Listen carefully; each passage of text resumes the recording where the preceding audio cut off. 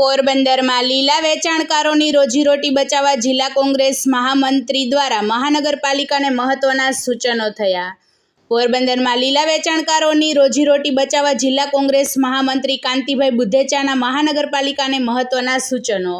પોરબંદર શહેરમાં રસ્તા કિનારે અને વિવિધ વિસ્તારોમાં લીલાનું વેચાણ કરી પરિવારનું ગુજરાન ચલાવતા નાના વેપારીઓની રોજીરોટી પર ઊભી થયેલી પરિસ્થિતિ અંગે જિલ્લા કોંગ્રેસ મહામંત્રી કાંતિભાઈ બુધેચા દ્વારા મહાનગરપાલિકાના વાહન કે ટ્રોલી રાખી અને એમાં નાખી એકઠું કરી ગૌશાળામાં મોકલી આપે છે, તો નાના વેપારીની રોજીરોટી પણ ચાલે છે અને ગૌશાળામાં લીલું પણ મળે એવા મહાનગરપાલિકા તંત્રને મહત્વપૂર્ણ સૂચનો આપવામાં આવ્યા છે।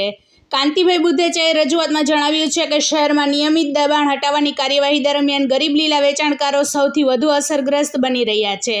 અનેક પરિવારનો એકમાત્ર આવકનો સ્ત્રોત આ નાનો ધંધો જોવાથી તેમની સાથે માનવતાભર્યો અભિગમ અપનાવવો જરૂરી છે। તેમણે મહાનગરપાલિકાને સૂચન કર્યું છે કે લીલા વેચાણકારો માટે નક્કી સ્થળો ફાળવી યોગ્ય વ્યવસ્થા ઊભી કરવામાં આવે, ઓળખપત્ર અથવા લાયસન્સ આપવામાં આવે તેમજ દબાણ હટાવવાની કાર્યવાહી પહેલાં વૈકલ્પિક વ્યવસ્થા સુનિશ્ચિત કરવામાં આવે।